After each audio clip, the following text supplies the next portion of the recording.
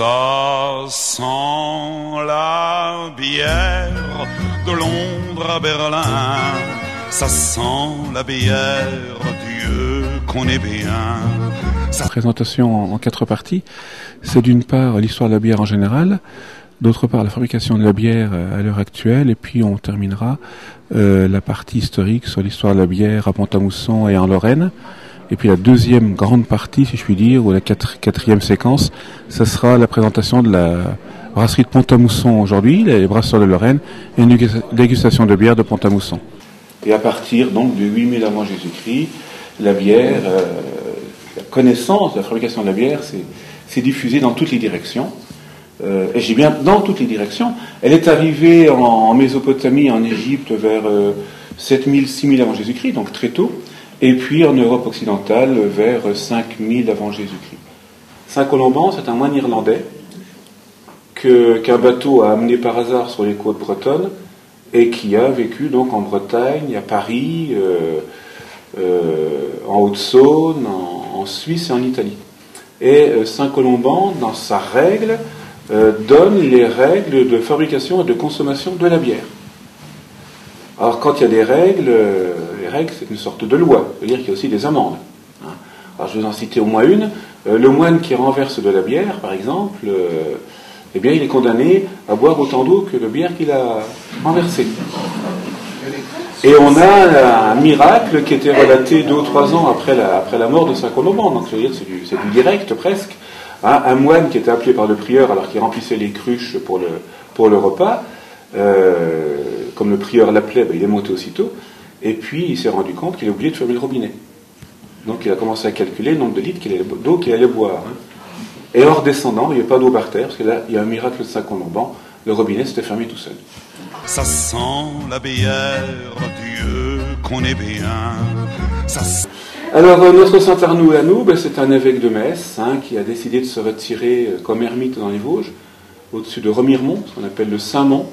Alors c'est lié à Saint-Amé aussi, enfin à d'autres saints vosgiens.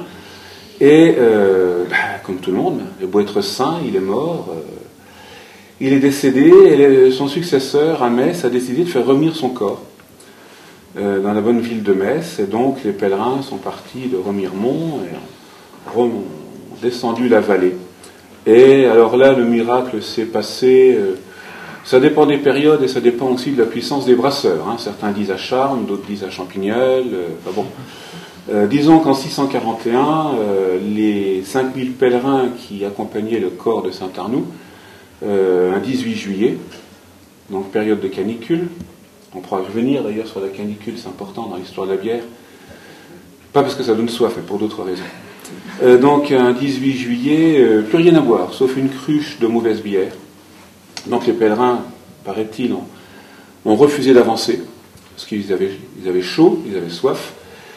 Et donc l'évêque de Metz aura conseillé de chanter un cantique en l'honneur de Saint Arnoux. Je ne sais pas comment on a moins soif en chantant, enfin bref. Toujours est-il que la cruche de mauvaise bière qui avait tourné à cause de la chaleur s'est mise à couler. Et l'histoire nous dit qu'il y avait assez de bière pour les 5000 pèlerins et assez de bière pour regagner Metz. Et donc, depuis, Saint Arnoux est le patron des brasseurs, j'allais dire francophones, c'est-à-dire en France, en Wallonie et au Grand-Duché de Luxembourg. Déjà, il y avait plusieurs brasseries à l'intérieur du palais ducal, à Nancy. Il y avait une brasserie pour le duc lui-même, enfin le duc, puis je pense les gens qui étaient autour de lui, bien sûr. Il y avait une brasserie pour le personnel, et les princesses de Lorraine possédaient également leur propre brasserie. Ça, c'est le premier point. Et puis les ducs, au XVIe siècle en particulier, on a une période assez trouble, fin XVIe, 1570, 80, 90, c'est une période de guerre. Les ducs embauchent des militaires, des mercenaires, et ces gens-là, ils ne viennent pas pour rien. Ils viennent pour de l'argent, ils viennent pour bien vivre. Et donc, chaque mercenaire signait un contrat avec le duc. Et donc, le duc s'engageait à leur fournir 3 litres de bière par jour. Encore faut-il des brasseries. Donc, il a favorisé, en 1587, la construction de brasseries dans toute la Lorraine, dans toutes les garnisons de Lorraine, pour pouvoir approvisionner les militaires. Mais le problème des militaires, c'est qu'ils font la guerre pendant 6 mois, quand il fait beau. Le reste de l'année, ils ne sont pas là. Et il fallait bien que les brasseurs fassent quelque chose. Et donc très vite, ces brasseurs se sont mis à vendre de la bière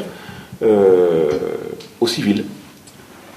À tel point qu'en 1609, un nouveau décret du duc de Lorraine qui va autoriser donc les brasseurs à fournir de la bière à toute la population et interdire également l'importation de bière étrangère, en particulier venant du nord du duché. Donc en gros, ce qu'on appelle à l'époque les Pays-Bas espagnols. Ça sent la bière de Londres à Berlin. Une augmentation de la production du cuivre dans les mines de cuivre de Lorraine, parce qu'il faut fournir, fabriquer des chaudières en cuivre, à tel point que la cuivrerie de Champignol, par exemple, se développe à cette époque-là aussi. Donc tout est lié.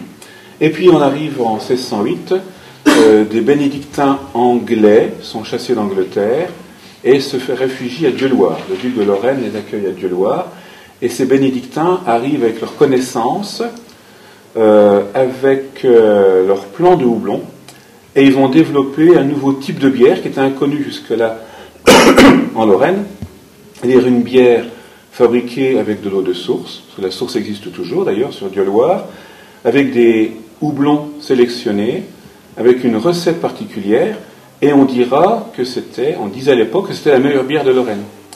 Et on a même dit plus tard qu'il n'y avait que de la bière à Dieuloir. Parce qu'on ne parlait plus que de la bière de Dieuloir. Les bénédictins sont devenus fournisseurs officiels du duc de Lorraine. Ils avaient le droit de vendre de la bière dans toute la Lorraine sans payer de droit, ce qui n'était pas le cas donc des autres brasseurs.